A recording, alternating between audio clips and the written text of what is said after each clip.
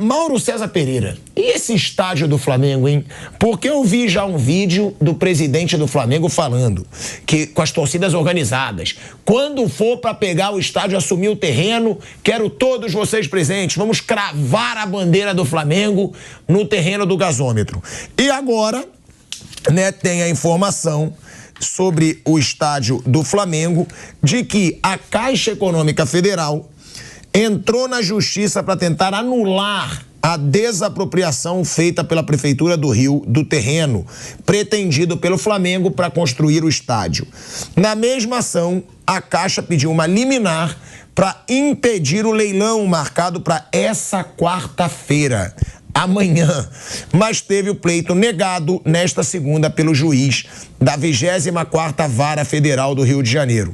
No entanto, o juiz, apesar de negar a liminar pretendida pela Caixa para impedir o leilão, determinou que sejam notificados a Prefeitura do Rio e o Ministério Público Federal para se manifestarem no prazo de 10 dias. Só depois disso ele dará uma sentença para o caso.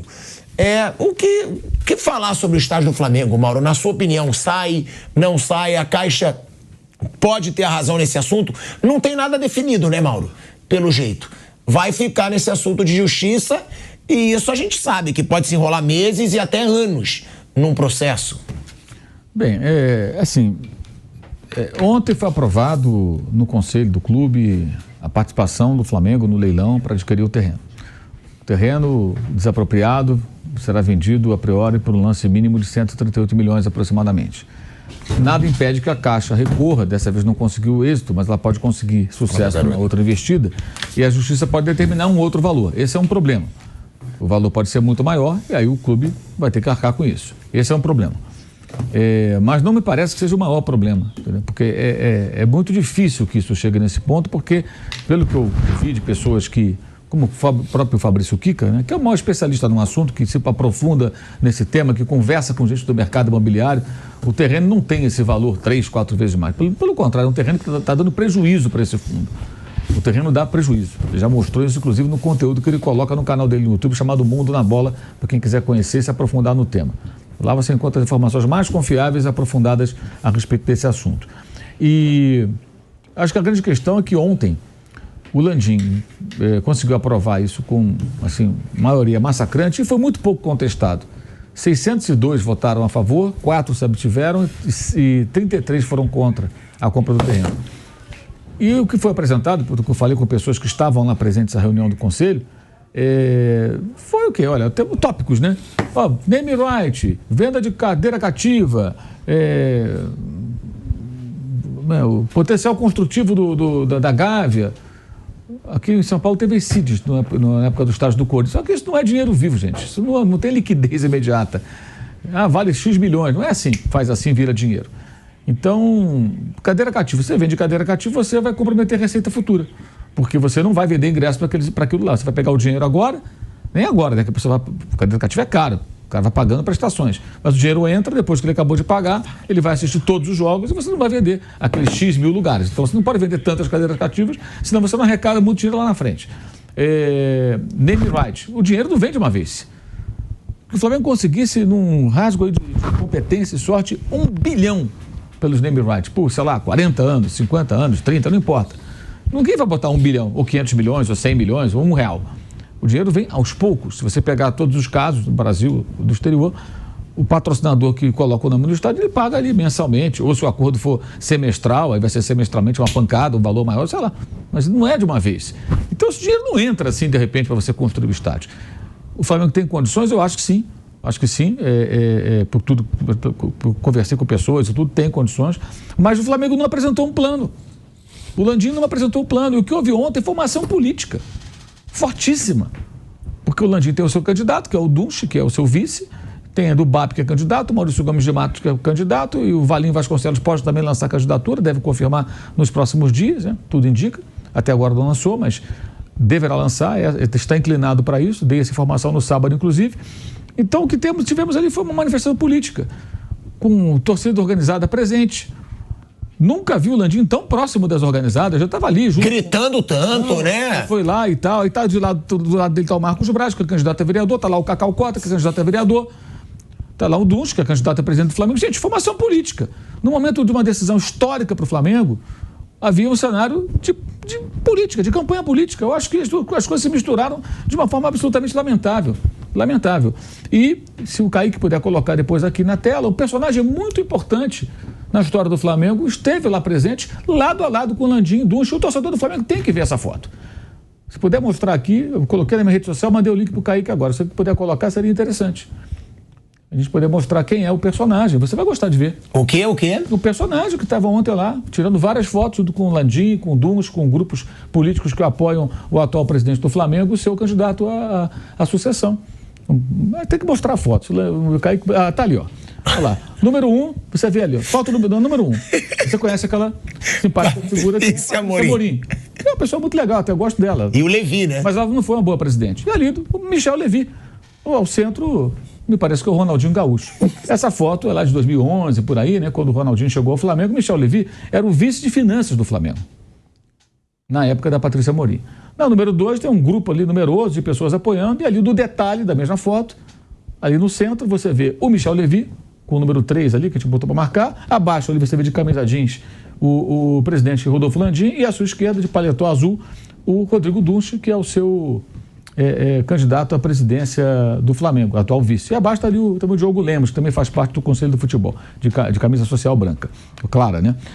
O Michel Levi, para quem não lembra da história, não conhece, assim que Landim, BAP, Valim, Tostes, Godinho, Langoni, que foi presidente do Banco Central, essas pessoas assumiram o Flamengo em 2013, na virada de 12 para 13, Bandeira de Melo, claro, presidente, e foi feita uma coletiva depois de uma auditoria que foi feita no clube, e o Flamengo devia cerca de 750 milhões de reais. Isso corrigido bateria tipo dívida do Corinthians, de 2 bi, perto disso, se fosse corrigido. É uma dívida absurda, e a receita do Flamengo era 200 milhões. Então o Flamengo tinha uma dívida que era quase 4 vezes aquilo que ele arrecadava no ano. Era o fim da picada. Isso foi herança de várias gestões, mas a última delas, Patrícia Amorim, e o seu vice era Michel Levi. É o Michel Levi que está na foto com o Landim. Aí o torcedor tire as suas conclusões. Se gostaria, né, de ver o Flamengo novamente, com Patrícia Amorim, com Michel Levi. Nada contra as pessoas que sejam felizes em suas vidas, mas não foram muito felizes quando estiveram na gestão do Flamengo. Então esse é o Flamengo antigo. E tem uma contaminação política aí, está numa alianças de toda a ordem, que não podem deixar de ser destacadas. É obrigação nossa chamar atenção para isso. Isso aqui não é uma defesa de nenhuma outra candidatura, não. Uhum. O próprio BAP tem apoio do Guilherme Kroll, que é um personagem do mínimo controverso, que foi o cara que ficou lá no esporte amador e teve problemas ali com o Marcelo Vido, que é um profissional que comanda muito bem o basquete do Flamengo, é um cara elogiadíssimo, competentíssimo. E está apoiando lá. Outro dia eu questionei lá, falei, parece que o BAP quer perder a eleição, que você tem apoio do Kroll, eu, se fosse candidato, nunca ia buscar apoio do Kroll. Né? Que, aliás, diz até que é botafoguense. Que também isso não é problema nenhum. É sério, tem coisas aí na internet, o pessoal diz que é Botafogo, carteirinha dele do Botafogo, né, porque ele era mais jovem. De uma forma ou de outra que você vê é isso. Foi uma manifestação política. A política se misturou com algo que deveria ser técnico, né? E acho que o torcedor tem que ficar atento a isso. Não embarca nessa história que, não é fácil, não. Condições o clube tem, mas tem que ter um planejamento, um projeto concreto. Não tem. Ou não foi apresentado, está guardado as 7 chaves. Ninguém viu. E ontem, o que aconteceu lá, segundo vários relatos, foi uma apresentação de tópicos. Mas tópicos não resolvem, gente. Tem que apresentar um projeto concreto. O plano B é esse aqui. Se não funcionar, esse aqui é o plano A, né? É o plano B. Se não funcionar, tem o plano C. Você tem que ter várias possibilidades. E o detalhe, todo o comprometimento que o Landim assumir, no caso do Flamengo, com o Landim na presidência até o final do ano, quem for o presidente vai ter que tocar no ano que vem. Então essas discussões deveriam ser, acho eu, até mais abrangentes, até com os outros candidatos. Decisões estratégicas que podem até comprometer o futuro financeiro do clube, dependendo de como elas forem tomadas. Então, não estamos falando de pouca coisa, não. O pessoal está achando que vai continuar tendo um time forte, construir estádio. É possível, mas tem que ter um planejamento muito concreto para buscar dinheiro novo, buscar parceiros. E isso até agora me parece que não foi apresentado. Se eles têm esse plano, está guardado as 7 chaves. Está na hora de apresentar. Deveriam apresentar ao Conselho. E o Conselho aprovou assim, de lavada, né? Poucos contestaram, né? E parabéns àqueles que tiveram coragem de contestar. Porque quem contesta não é contra o estádio. Ao contrário do que foi colocado numa faixa no Maracanã domingo, contra lá, quem é contra o estádio é contra a nação. Não. É ser a favor do clube, você questionar para saber como é que isso vai ser feito. Você quer o estádio? Todo mundo quer o estádio. Acho que não tem um torcedor do Flamengo que não queira o estádio. Todo mundo quer. Talvez tenha um ou outro, mas a maioria massacrante quer. Mas de que maneira? A que custo? Como vai ser feito isso? Esse é o ponto. E isso está numa discussão muito na espuma, sem a profundidade necessária. E essa movimentação política que traz de volta ao cenário, pelo menos no momento de celebração, personagens do passado, isso não pode ser ignorado. Aí cada um que diz, você quer o Michel Levy de novo no Flamengo? Então vai lá, vota no Dunche, talvez eles se gostem, então juntos, lado a lado, né?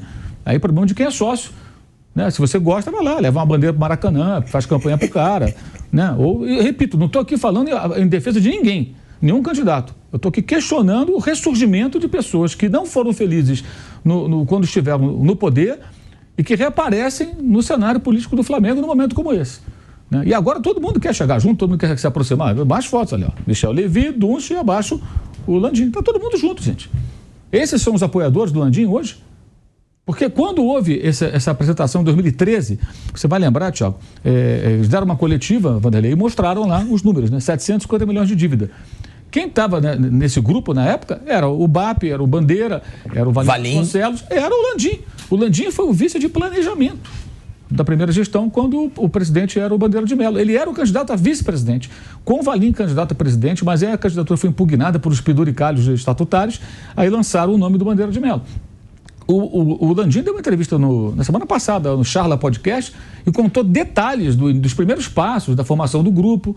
Então, ele foi um cara que participou de um grupo que era para tirar do poder essas pessoas. Eles conseguiram, e agora ele está do lado dessas pessoas. Qual é a sua, Landim? É isso que eu queria entender. Né? Ou como diria meu amigo Cleiton Oliveira, de que lado você está? E é o que o Mauro César falou, né? Agora vai começar a ter muita política dentro do Flamengo porque é eleição. E o Landim sabe que o Dunche, que é o nome dele, tem um adversário forte, que é o BAP, que era desse mesmo grupo e que é muito competente também. Ou seja, agora a política vai ficar forte no Flamengo. A política vai ficar forte, nem poderia ser diferente, né? Porque imagino que o sonho do presidente Landim é, em determinado momento, com as honras da casa, ele cortar a fita de inauguração do estádio do Flamengo, né? Claro que isso vai fazer muito bem pro ego, essa coisa toda. Que todo mundo acha que é um bom negócio o estádio do Flamengo, eu estou nesse pacote, né? Desde o primeiro momento. Tinha até um número determinado, um valor determinado. O clube tem dinheiro para comprar o terreno, vai construir o terreno, vai construir o estádio em cima de um terreno que pagou. Não foi favor, não foi cessão, não foi concessão, não foi nada. Pagou, o terreno é meu e eu vou construir o estádio. Esse é o cenário perfeito. Só que tem uma série de coisas aí, né? O fundo da Caixa está questionando valores, a presença claramente política do prefeito do Rio de Janeiro, jogando para a galera. Todo mundo está fazendo política. Tá? Para o clube seria um ótimo negócio. E seria um grande temor para o Maracanã. A gente falou aqui desde o primeiro momento. Claro que não tem que pensar no problema do Maracanã, mas que será um problemaço, será, né? Quem segura a barra do Maracanã, com um grande público, com grande interesse, é o Flamengo. Se ele sair de cena, claro que a locação vai ser complicada. É verdade que foi falado aqui, o Mauro até citou, em determinado momento pode ser o estádio número 2 lá do Flamengo, tem condições de locar para eventos, para outras partidas, enfim, é uma larga discussão. Eu imaginava que a coisa fosse mais rápida, mas pelo que está se colocando sobre a mesa, acho que teremos aí uma série Netflix. Vamos esperar um pouquinho, né? Porque vai ter discussão de preço, vai ter discussão de condições de pagamento, enfim, uma série de questionamentos e até para investimentos. Quando você corre atrás de investidores e eles sentem que há obstáculos jurídicos sendo discutidos, o camarada tira o pé, espera um pouquinho mais. Vamos esperar um pouquinho mais para entrar na empreitada. É assim que funciona. E ainda vive um momento pré-eleitoral, vai ser uma batalha aí, todo mundo vai querer tirar uma casquinha, tanto situação como oposição, candidatos, né? Comigo vai ser melhor, com ele vai ser pior. Eu acho que o Flamengo vai ter que administrar bem isso, para não sepultar uma ideia que é muito importante para a história, para o futuro do Flamengo. É isso.